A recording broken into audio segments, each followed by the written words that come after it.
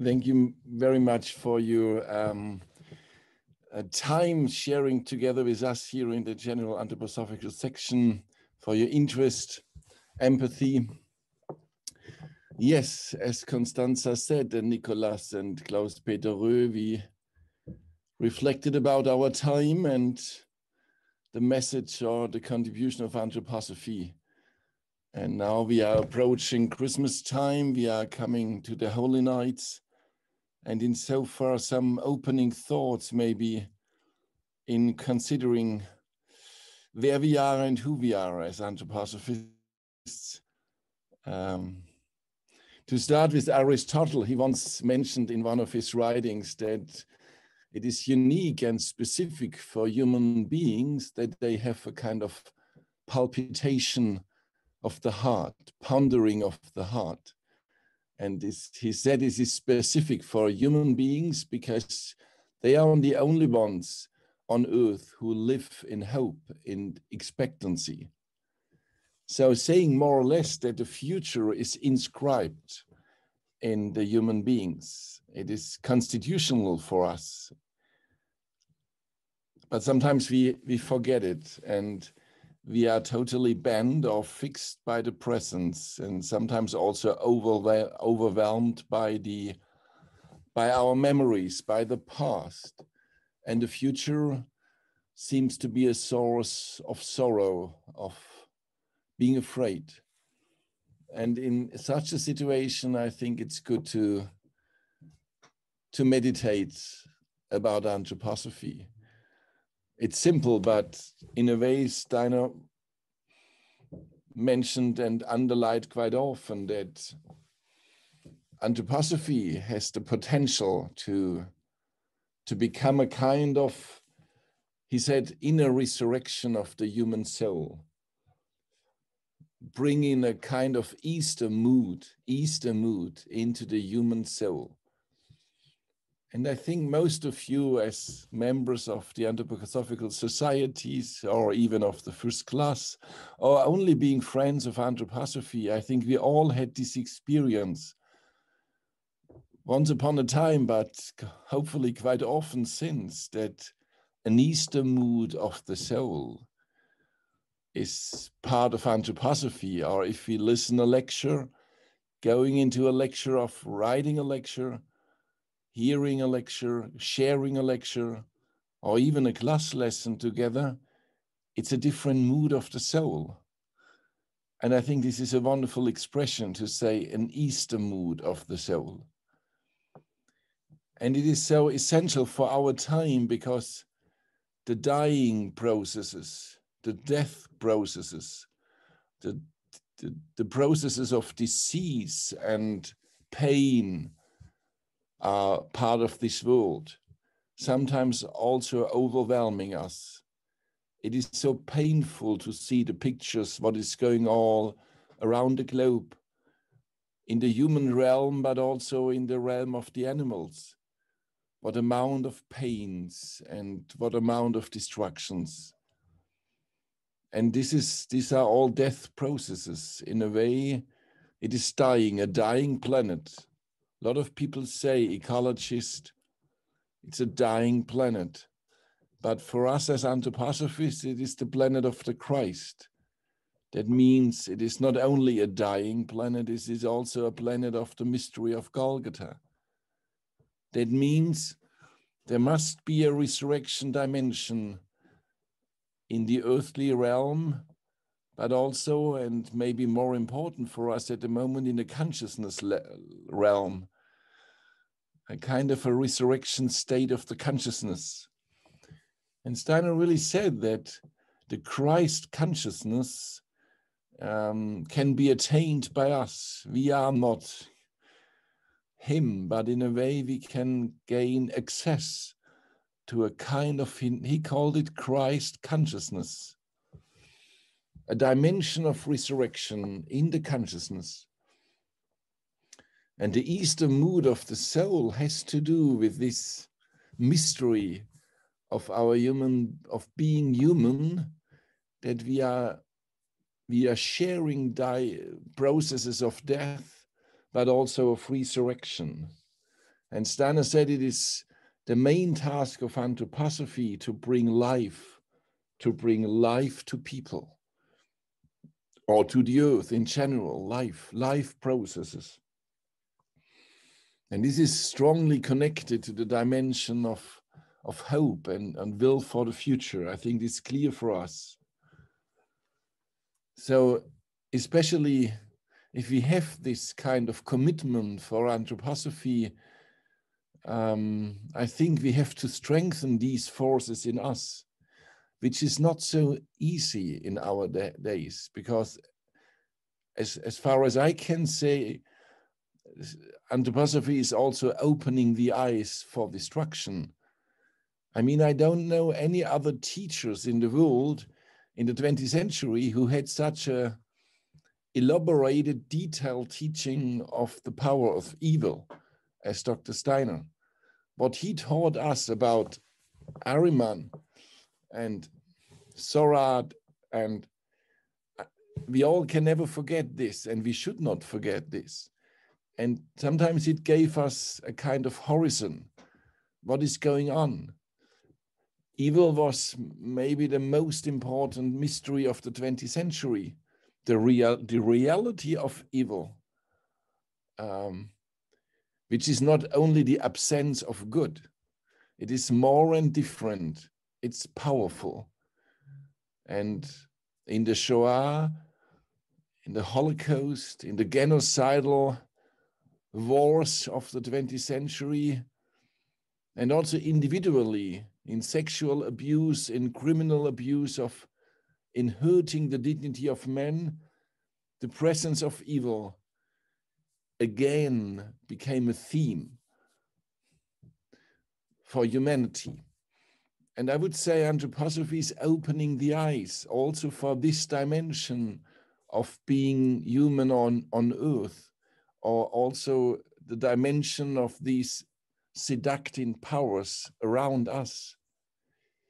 And if you live in difficult times, as Constanza Karlik said, in challenging times, we partly perceive these forces, not only good forces, not only supporting forces.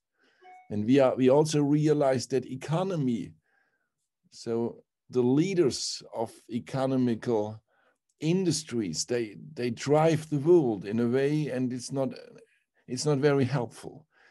Steiner said, capitalistic economy will destroy Earth, and we are in the middle of this destruction.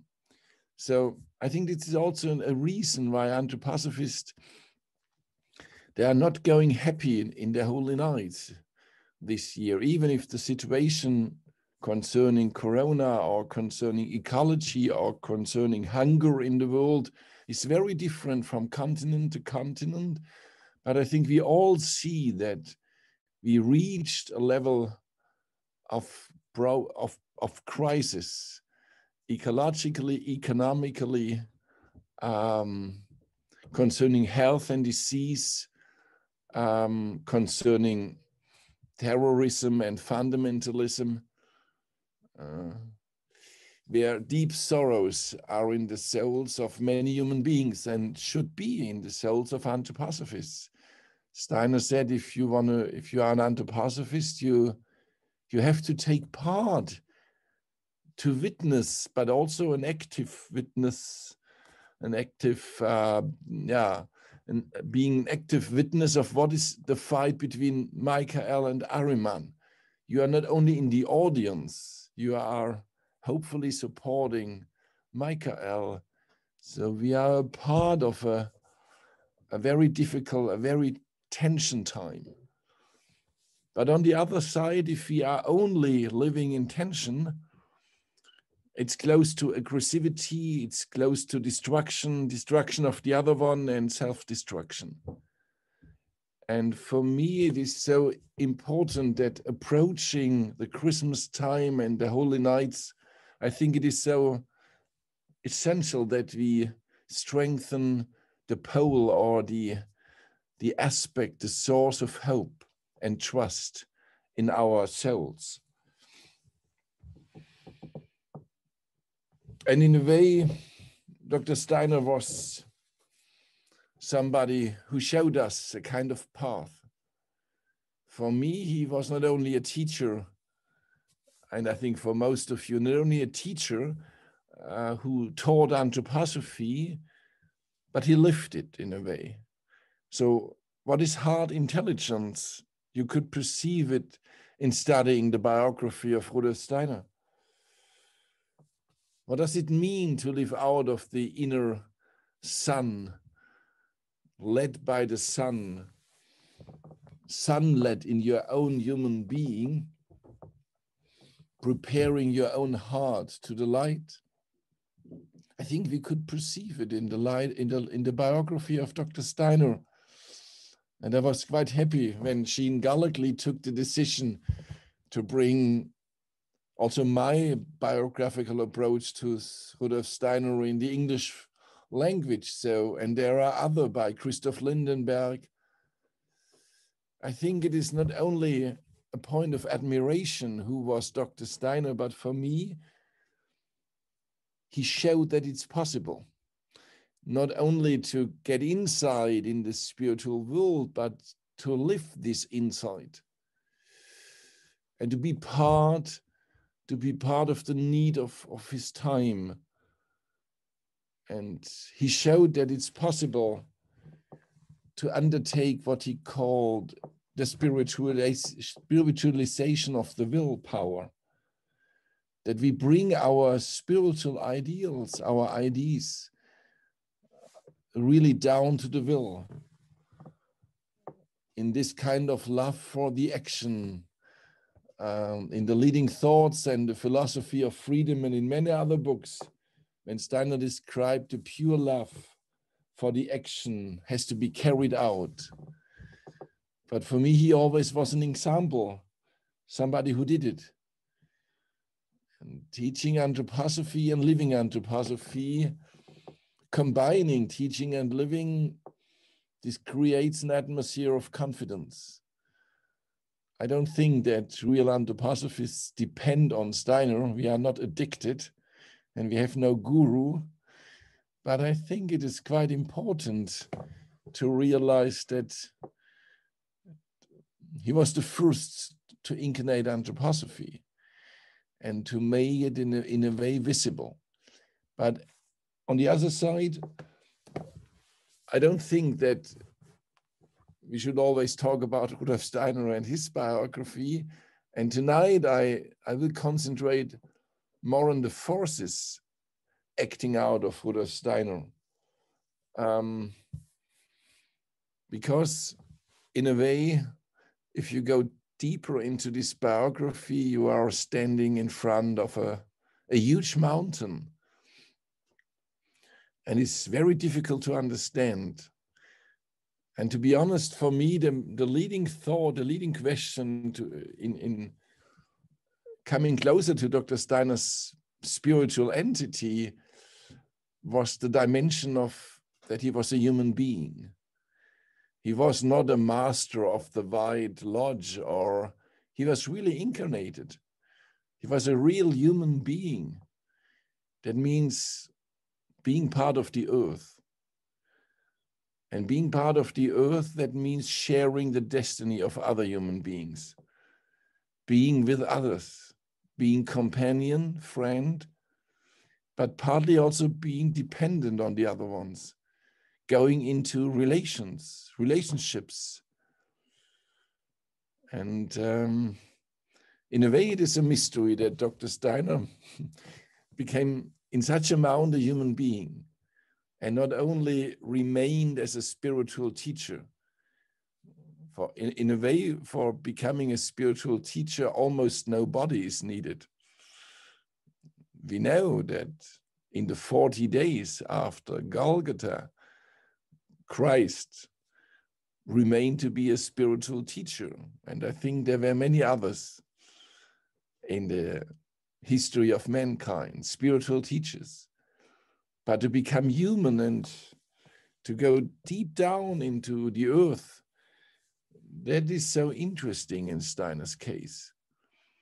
And his courageous willpower to go forward, step by step, with this heart. And I started with Aristotle and the palpitation or pounding of the heart, this living in hope and expectancy. It was always the mood of Dr. Steiner, this kind of going forward, to go ahead. Also Ita Wegman and others, to go ahead. And that means to live in the future, partly. To live intentionally. If you live intentionally, you don't live only in the presence. Partly you are transcending the presence in the unknown country of the future, into the heart's land, Henry Barnes said. But in a way, the heart's land is also the future land. But we need trust to the future. The future is also the unknown country. We don't know what will be next year. And the interpretation can be, it will be a very, very difficult year. And we see coming problems, over problems, but maybe totally other things, unexpected things will come. In this year, not only Corona came, people came into our lives, relationships, total surprises. And I think we underestimate the dimension of the unknown, of the future, but also of the presence. Because with the unknown, if we get used to it, it's known. So it's a kind of metamorphosis. Steiner was always going to the future. I said, very courageous from the beginning. This very simple start in this family without many money and being a little bit out of the village, living on a train station, a man or a child who had no homeland in a way, being a stranger in modern times, not understanding the language of the neighborhood. But from this starting point, in a family without science, without art, and without religion, in a way, this biography started kind of an end point of the natural scientific technological development in the 19th century. From our point of view, it was no end point, but to be born as an initiate in a train station, in a family without science, art, and religion, this is in a way a kind of a being on the 0 point. Even if father and mother loved him, so there was warmth. But in a way, he had to find it all by himself. And this courageous way to the future. I think you know the biography of Rudolf Steiner quite well. What he did in his till 25 and 1925. So the next 3 or 4 years, we have the chance to recapitulate what he did. And then a century is over. We don't know what is beyond, but we also don't know what is next year. A courageous person, and in a way, he was no hesitant soul. I think most of you will know this wonderful meditation Dr. Steiner once gave to the anthroposophists. The hesitant soul, our soul quite often, how we have to overcome this kind of timidity, this kind of self-centered in doubts and skepticism, and how we become a flame. The meditation goes about burning of the egotism and in a way inflaming our empathy. It is a meditation for a culture of selflessness and the live stream of humanity. Most of you will know. Played an important role in many places all around the world where anthroposophists worked. I would say even if some of them never came across the meditation, but as far as I can see, the pioneer work which was done by anthroposophists in the 20th century in all continents was a work out of hope.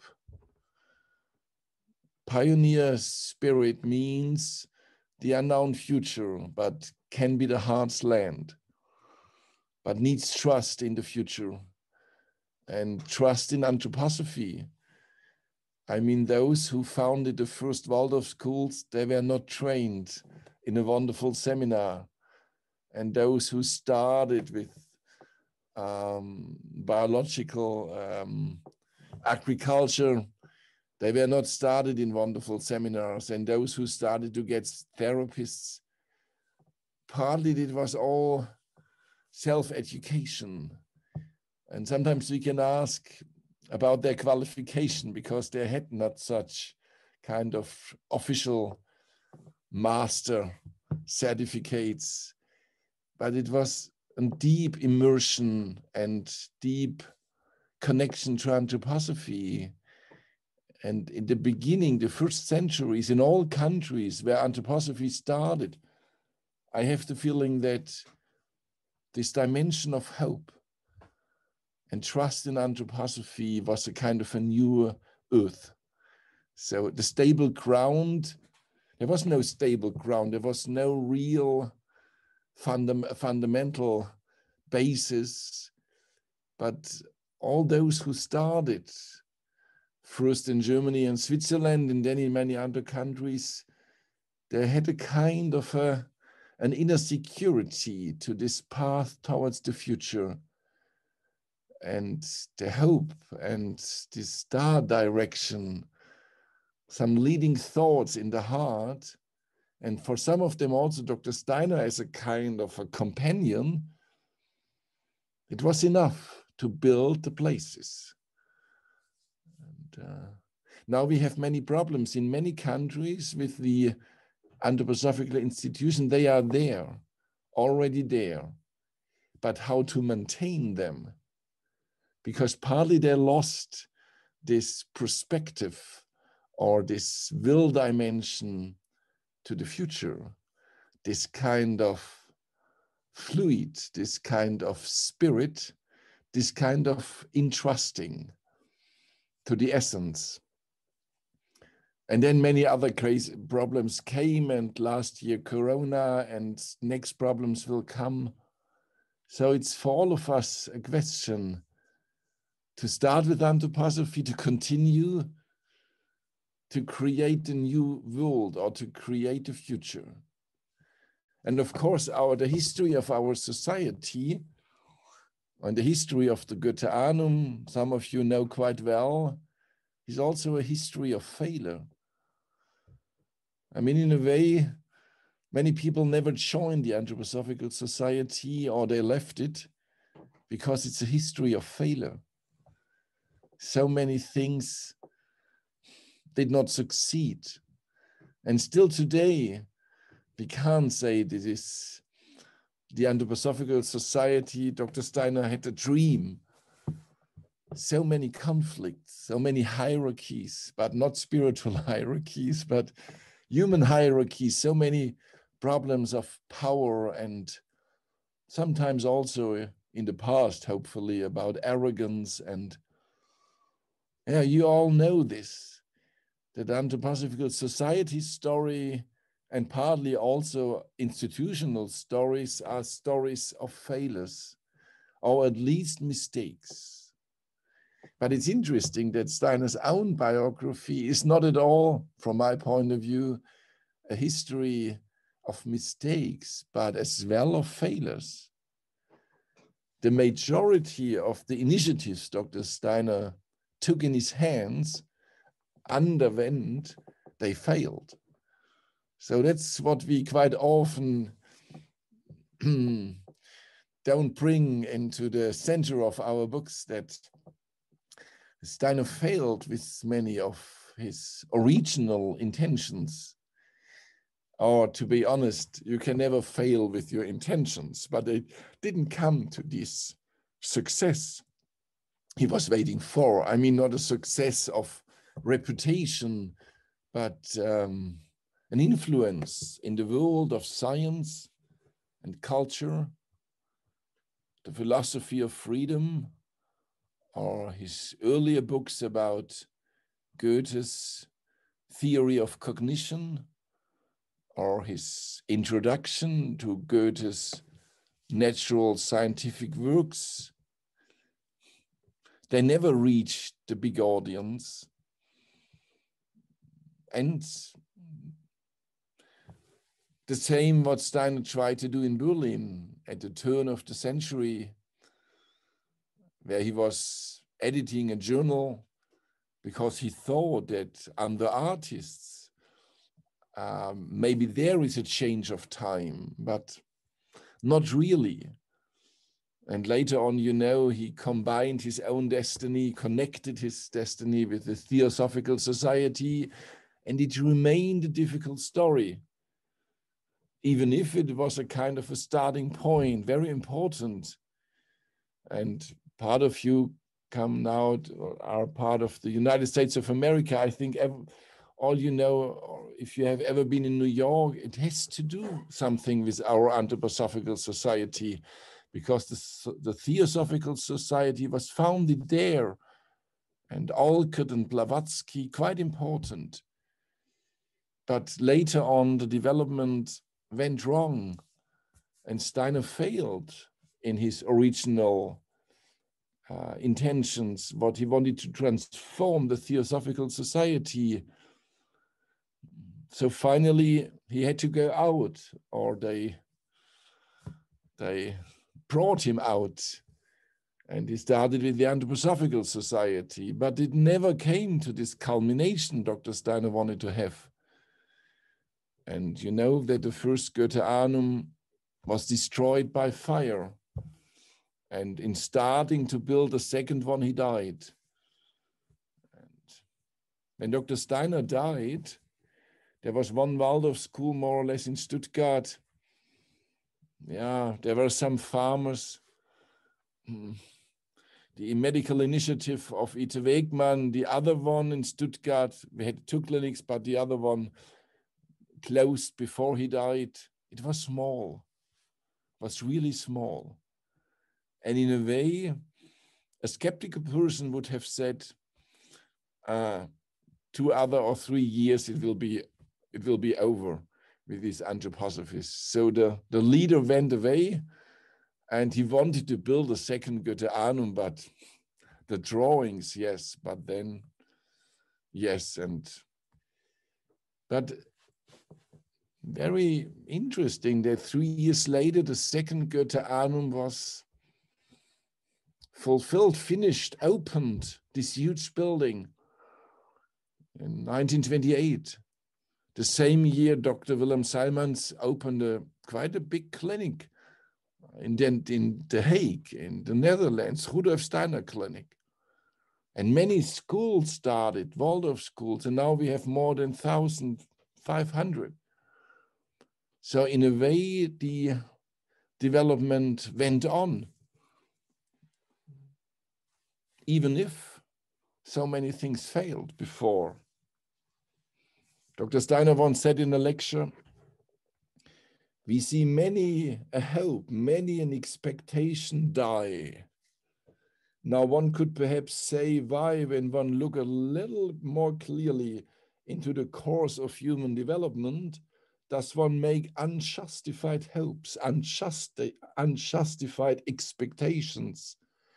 But my dear friends, hopes and expectations are forces. They are effective forces. We have to make them.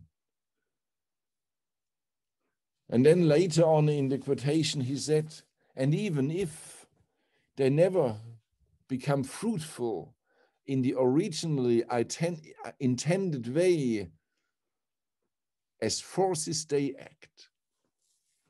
maybe invisible. I only wanted to say that the anthroposophical movement was from the beginning a movement of hope and expectancy. And with this kind of Easter mood, it's a very deep word, this Easter mood. I think maybe not every year, but in some year we had a feeling what the Easter Sunday mood is really, what it is really. And this as a kind of a mood of not only of one specific day of the year, but as a kind of a life mood. Anthroposophists, not people who believe that they know everything because in the collected works they are the answers for all questions, but people living in an Easter mood.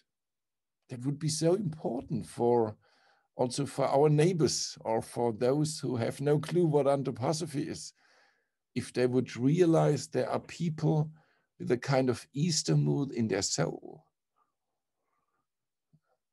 You know that at Witten, the most impressive thing was the kind of how this disciple behaved.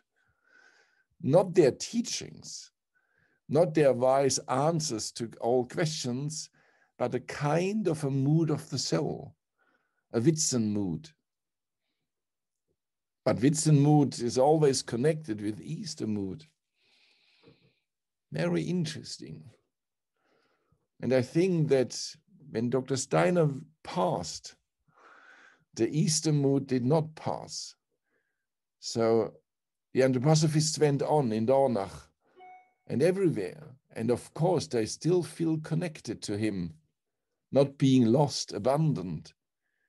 And now we are still not a huge group. I mean, the society has, I don't know, Constanza Calix from the council would know it better, maybe 40,000 or 44,000 members. I mean, if you consider the world population, we are still a very tiny group. But in a way, we are there on all continents and many more friends of anthroposophy than members of the society, because partly it is a society of failing, which I think is good, because a cradle society always has to fail at the beginning. So if Parzival would not have been failed, there would have been not a good end. So failing is it's partly necessary for the future. Maybe not continue to fail all the time, but at the beginning.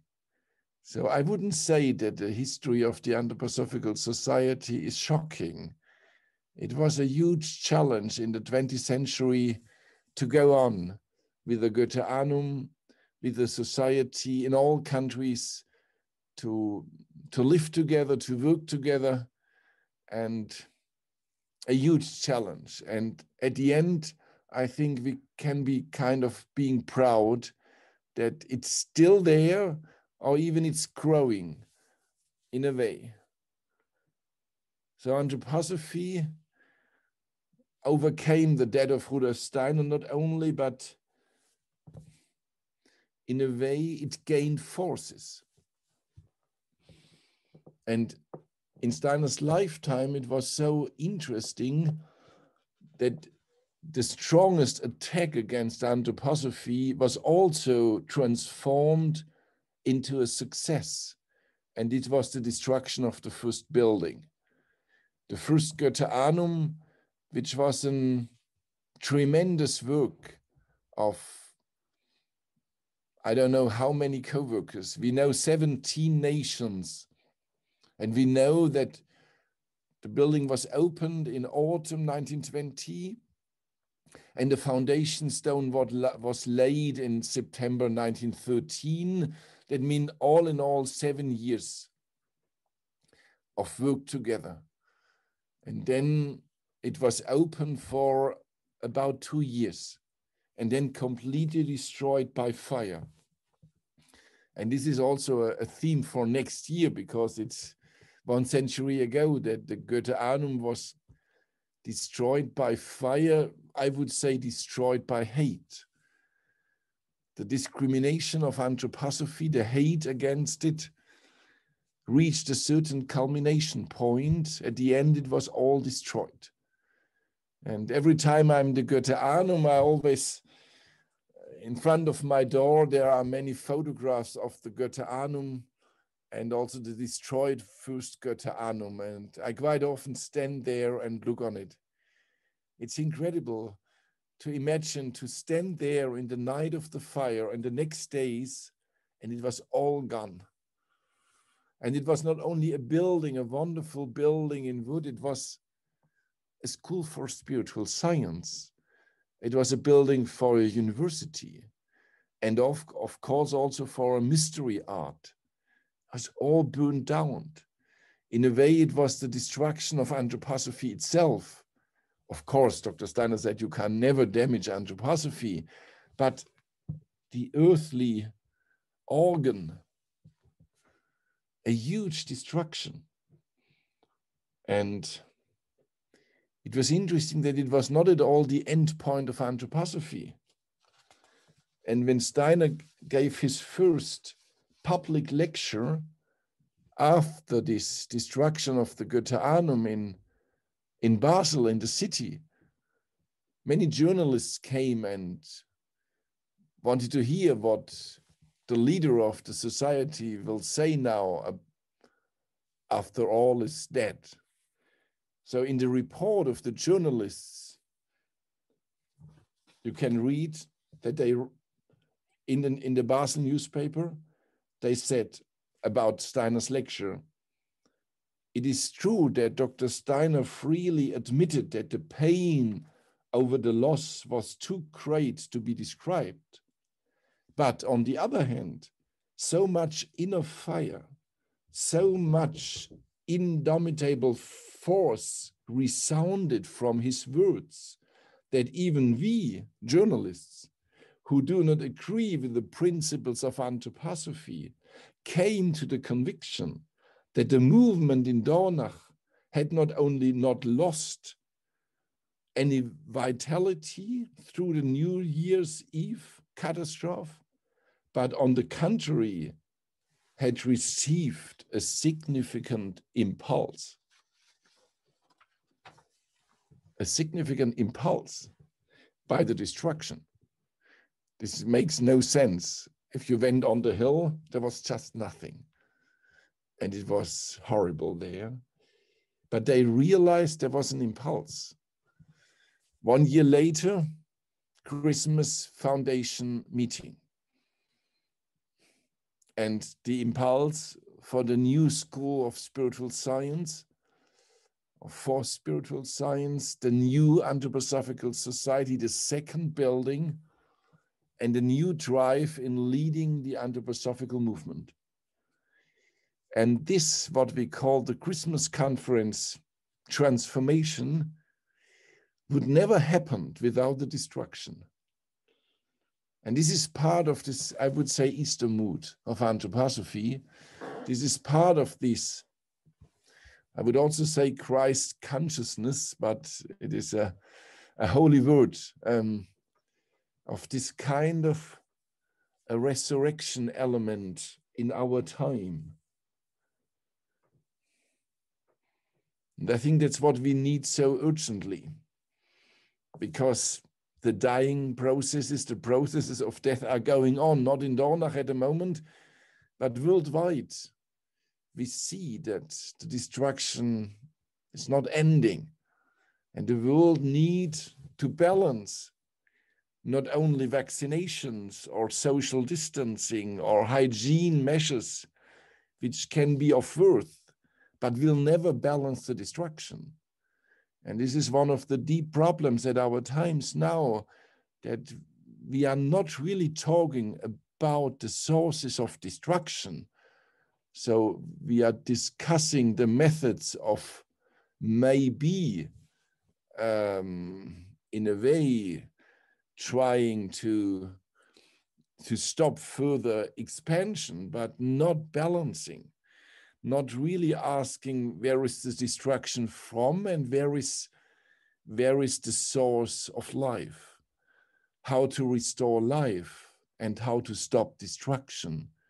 It is not a major theme in our newspapers, at least not in Central Europe. But it's very important to understand for all of us again and again, even if we in principle know it, but I think we have tried to feel it, that anthroposophy came to bring life on a dying planet. All in all, Earth is in an evolution of dying. Steiner said from the beginning, I mean, you cannot really save the planet.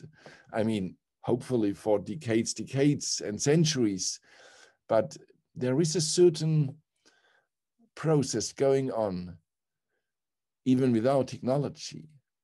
But it can be balanced if a life source came, and the so-called Christ impulse had to do to bring from the sun, the spiritual sun, life forces on earth.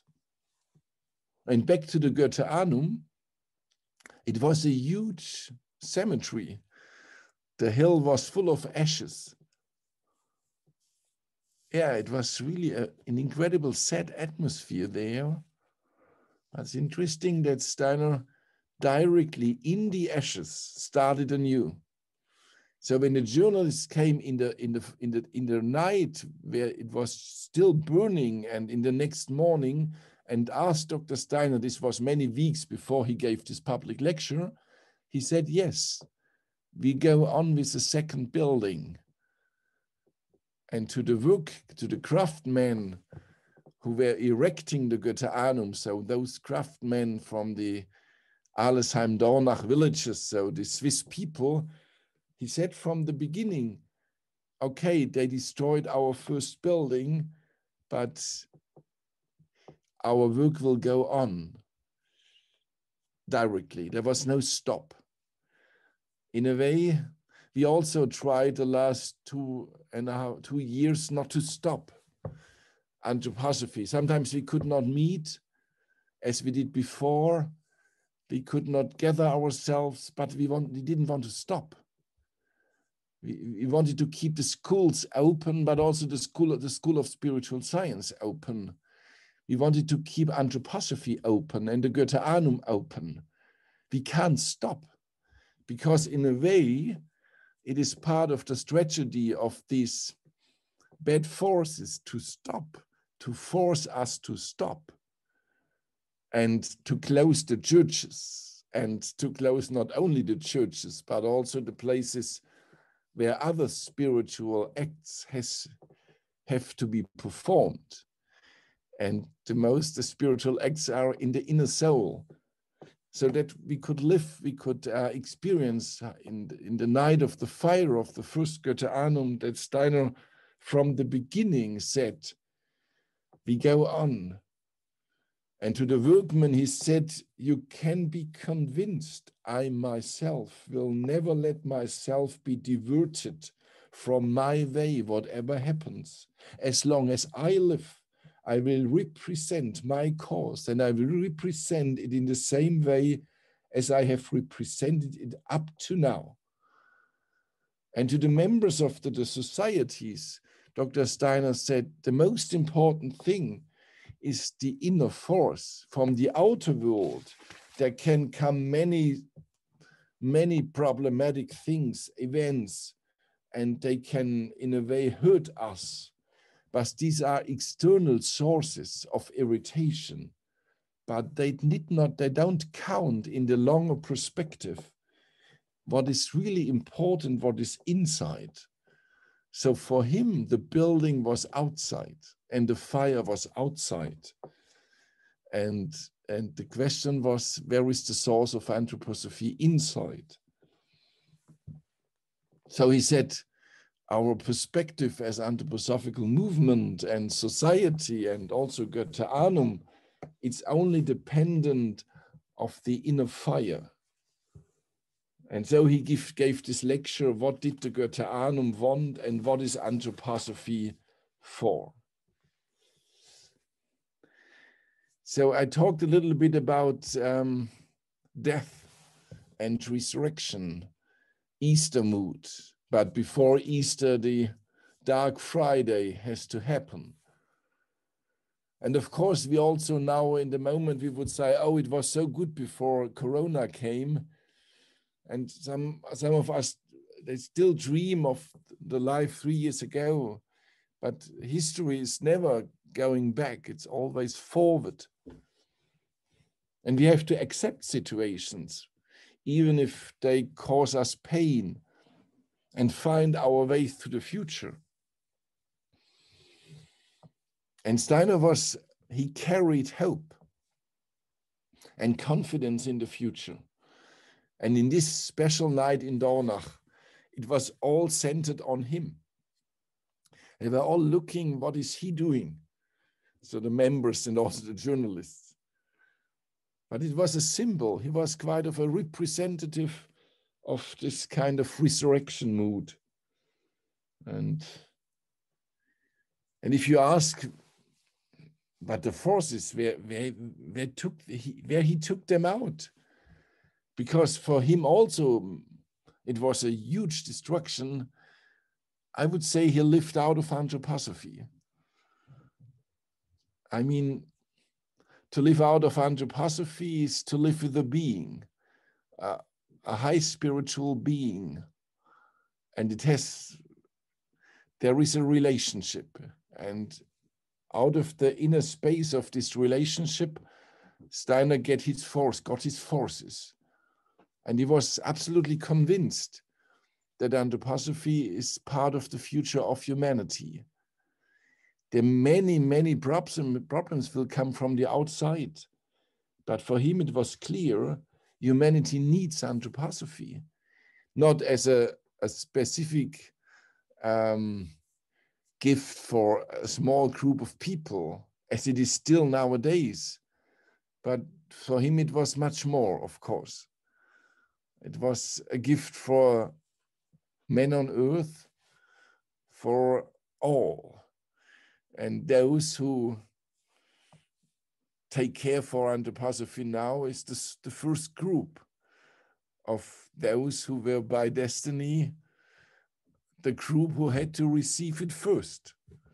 So this makes our responsibility, because we are not the owner of anthroposophy. It's not our possession.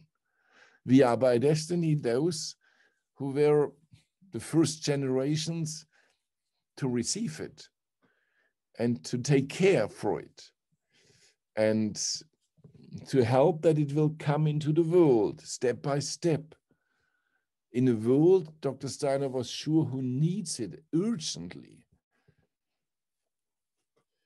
The reawakening of spiritual life in humanity, it happened in the 20th century, and not only on the Dornach Hell. The reawakening of spiritual life in civilization happened in philosophy, in religion, in ethics. We have many new impulses in this epoch of destruction. The 20th century, as you all know, was very dark if you add the genocidal aspects of it and euthanasia, most prominent Shoah, and all those from Hiroshima to Nagasaki, catastrophical events. It's a very dark century. And you never can balance it with lighter events. There are no light events who can balance the Shoah.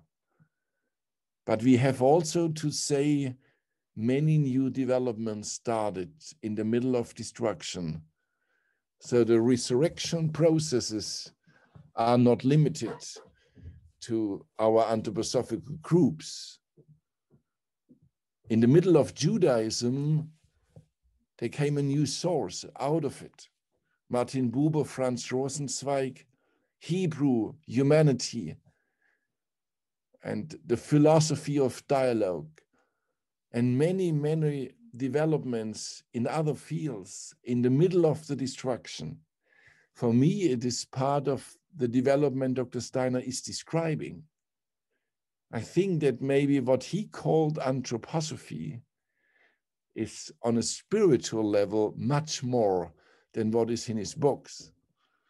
And maybe many of these radiances, many of this light is coming from totally different fields. So the light is also in philosophy. Maybe it's the light of this anthroposophy, which makes this kind of consciousness processes possible of the 20th century.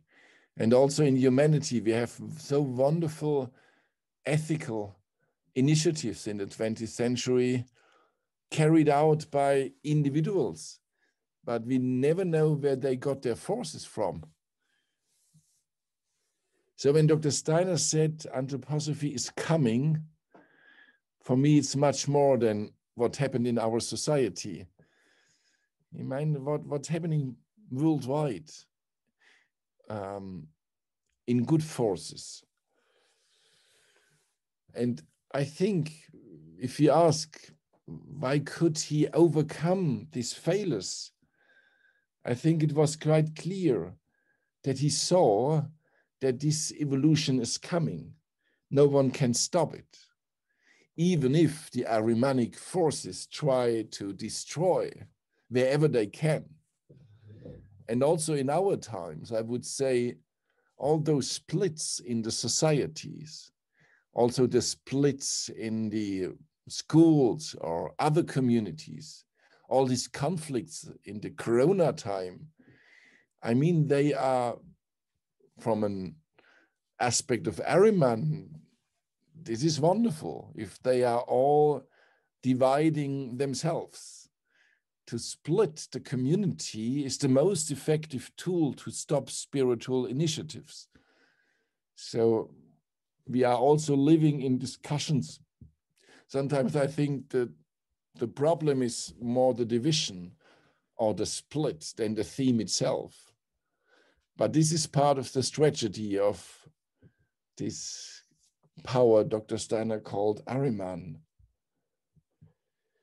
But back to the positive, these humanity forces are there. The spirit of hope and expectancy is part of the 20th century and the 21st century. And Steiner saying these forces are giving us the potential to live here on earth. Man cannot take a step in existence at all without hope, insofar as it belongs to the physical world. It's very interesting that from the beginning of the morning, when we get out of the bed and do the first step, it's always connected to hope. It's not always on a consciousness level that we think about hope, but we live out of hope. And it's quite interesting that Dr. Steiner said the forces who form the physical body are forces of hope. So hope is not only a psychological phenomenon, but it is, in Dr. Steiner's worldview, a level of forces, a quality of forces. So sometimes he called our physical body the body of hope. And he said when it was started at the old Saturn planet, it was all out of hope and warmth. So it's constitutional.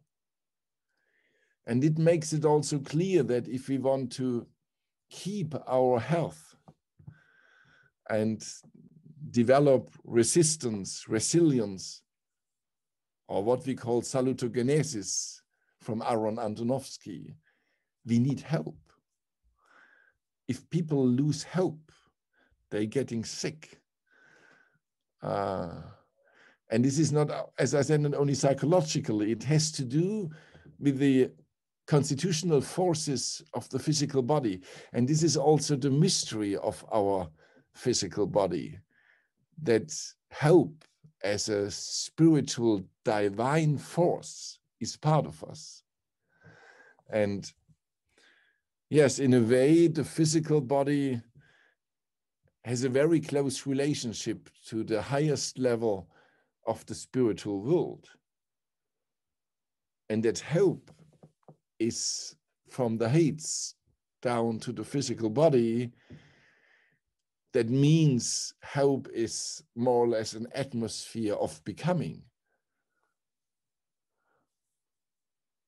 It's much more than we usually think what is hope. Oh, it is just an expectancy. I hope that next year will be better and that the vaccination are good and not so bad, or I don't need a vaccination, or this is what we call hope in general. But it's much more. It's an atmosphere of becoming, an element of becoming. And one time in the Waldorf School in Stuttgart, Dr. Steiner said you should surround every child with a kind of a garment, with a kind of an envelope of hope. Then it can develop the child. Because in developing, we need kind of a nutrition, we need a kind of an atmosphere. And the most important atmosphere for growing and developing is hope. It is really an atmosphere. And it would be wonderful if our anthroposophical society and movement creates this atmosphere in our own institutions, in our own gatherings, but also for the other ones, because the Anthroposophical Society was not aimed to be for itself as a family. No, it was more a Witten atmosphere, that there is a small group needed to bring it out. And it is very interesting to think about that.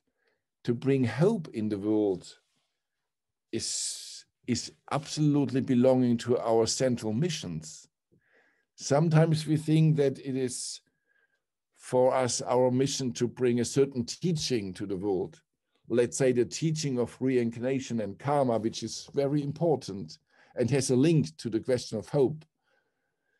But maybe more or less, more than a specific teaching, it is the question, how do we can spread hope without being illusionists? Because as I said from the beginning, I think anthroposophists should be aware of the problem of evil, and they should be witnessing destructions and not being all in beauty and harmony and it's all wonderful. No, seeing where the real problems is, being critical, being aware, witness our time, but not only analyzing and criticizing, spreading hope.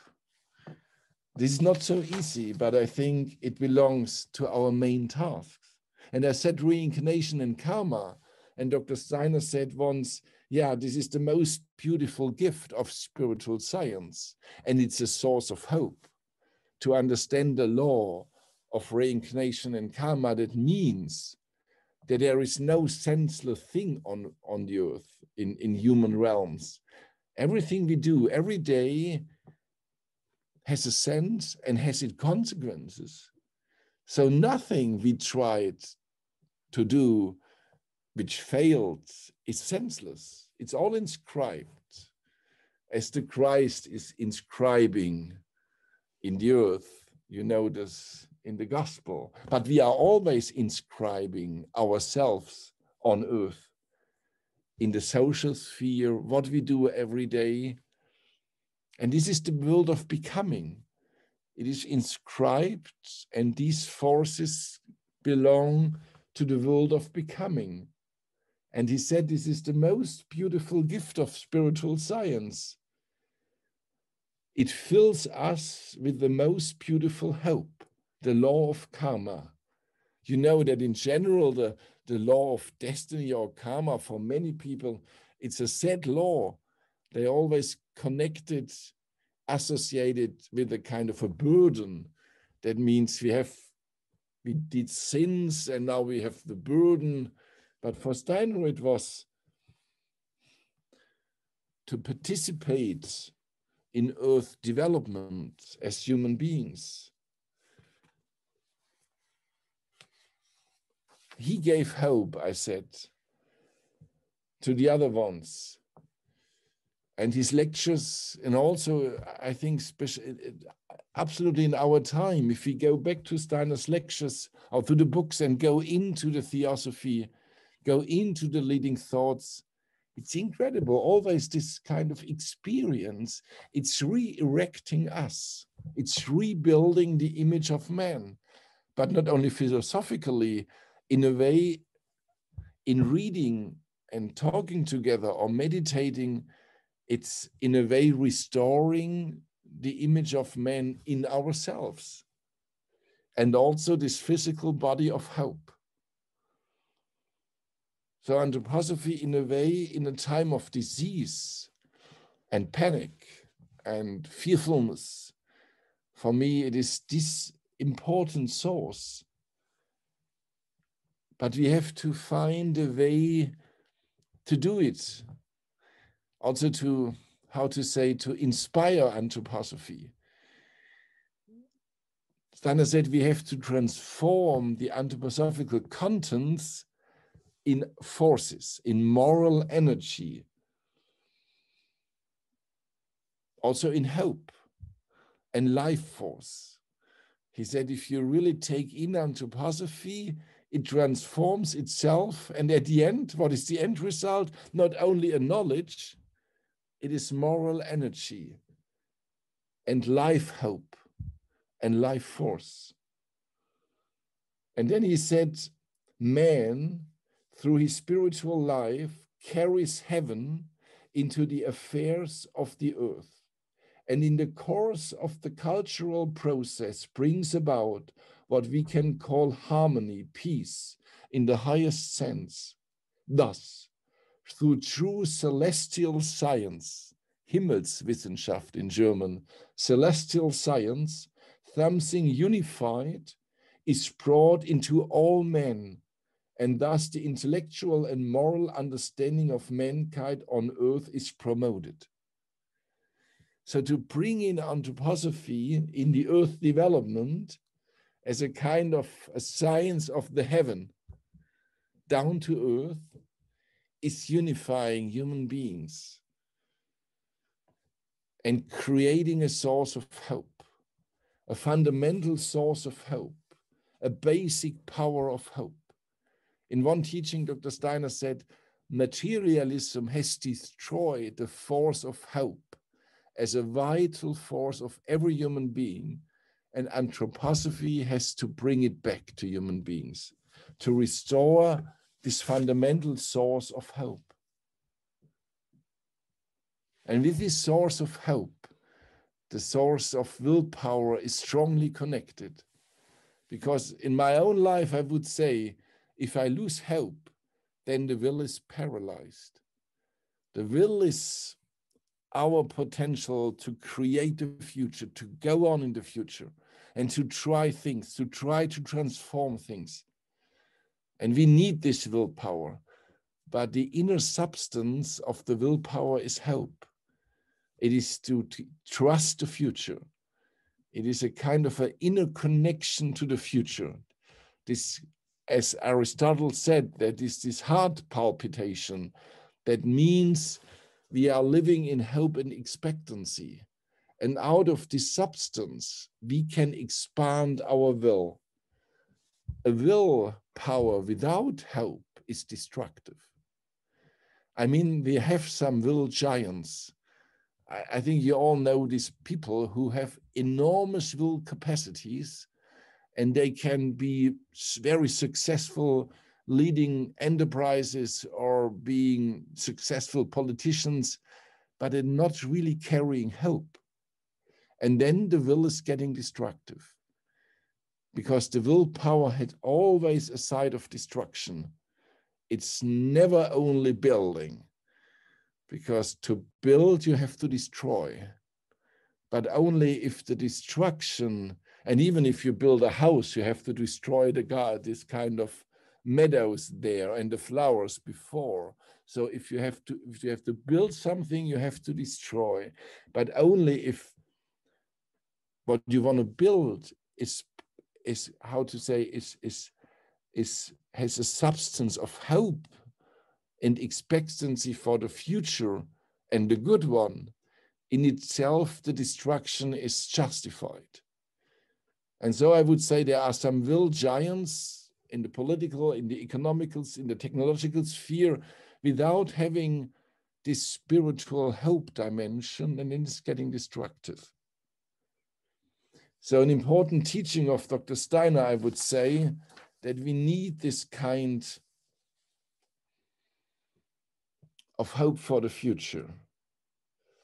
And to end with our society, the anthroposophical, I mean, which is for me only a society in the bigger society. As I said to you, for me, those who have to carry anthroposophy now and to protect it, but not in a way of it's ours, but in a way of taking responsibility.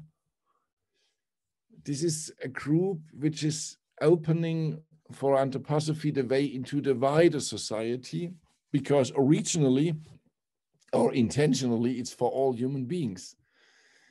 But Steiner said anthroposophy itself will shape its outer form.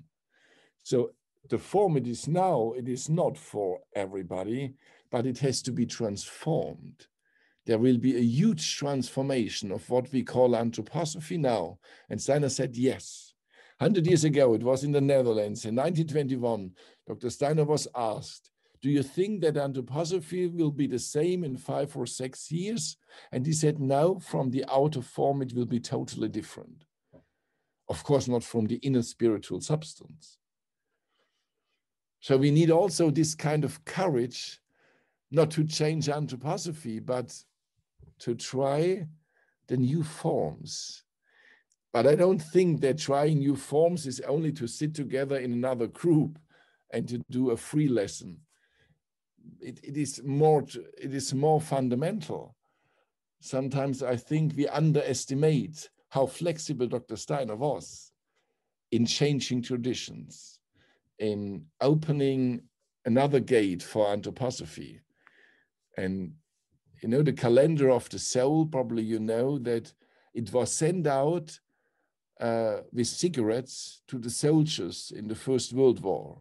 The calendar of the soul, the meditations, together with cigarettes by Emil Molt. Very unconventional, or to bring meditations together with tobacco to the soldiers. But it was typical for Steiner to doing such things. And I think this kind of creativity we absolutely now need in our times. We need to have this creative intelligence, not to be stick to our own traditions, but to be open. At anthroposophy, who wants to create a future, needs these open gates.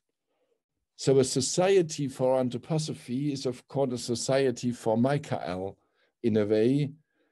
And in a way, it is always a society of hope. Dr. Steiner said, the bright time will come. We are in dark times sometimes, we think it's all dark, but it's not true.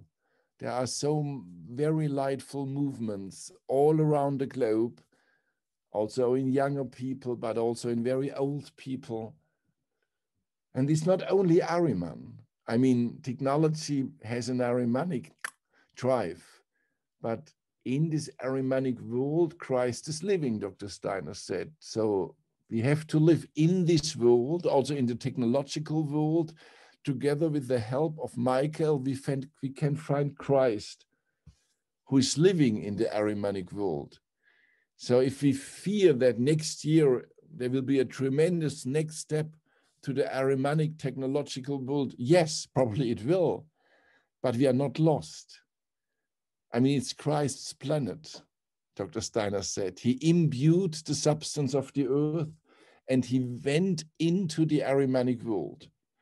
So we can find him in this world and not beyond. And because this is true, Dr. Steiner said, we need these festivals of Michael, not only in autumn, because these are festivals of expectations.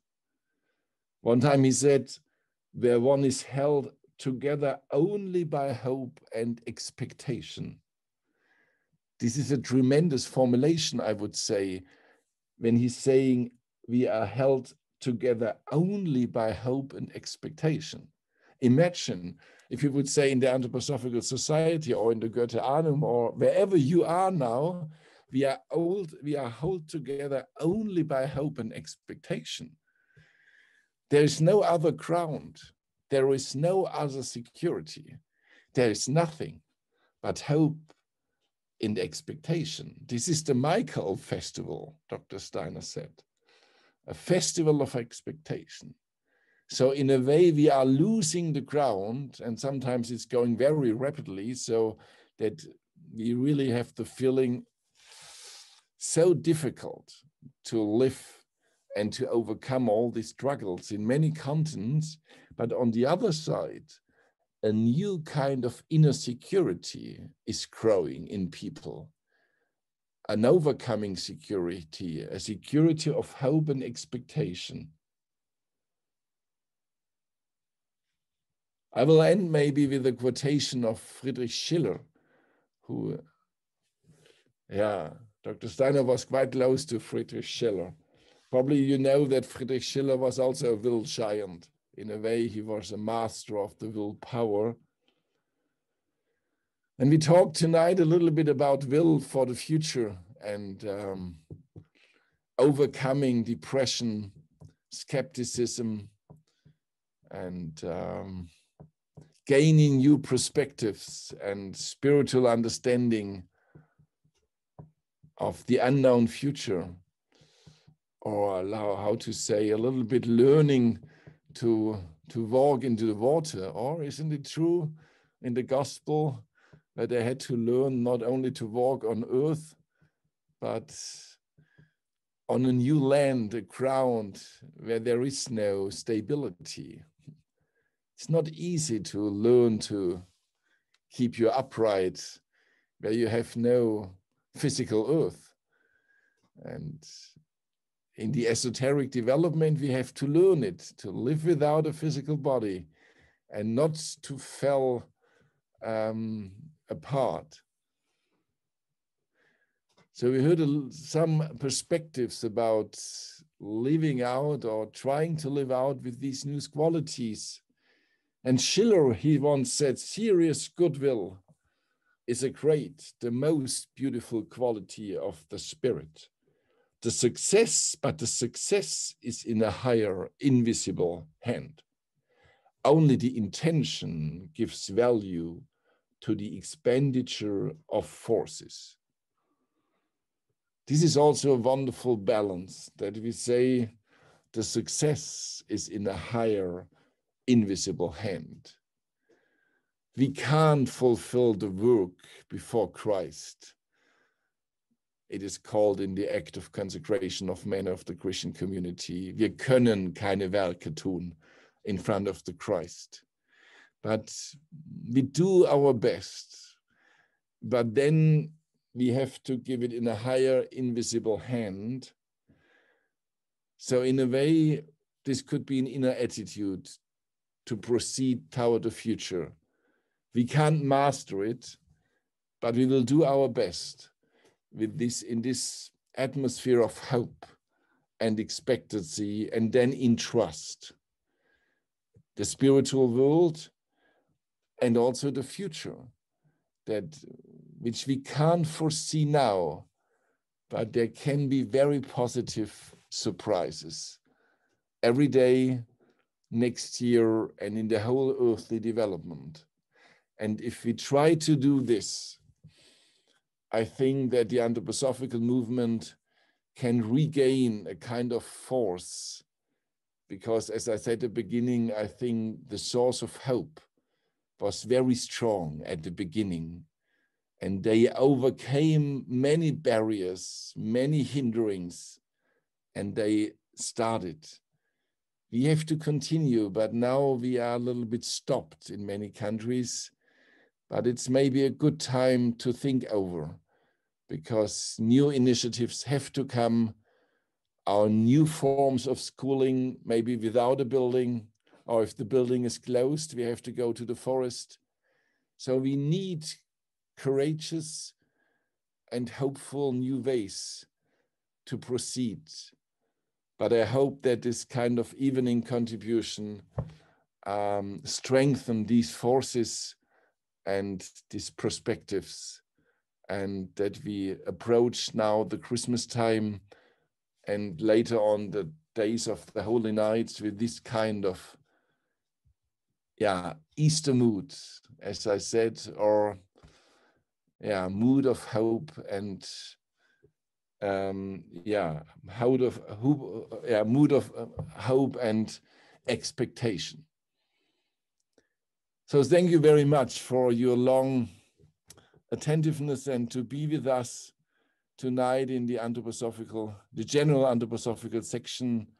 And I think I'll give now the word back to Constanza Kalix, who wanted to say a farewell word, and her lecture will be next week.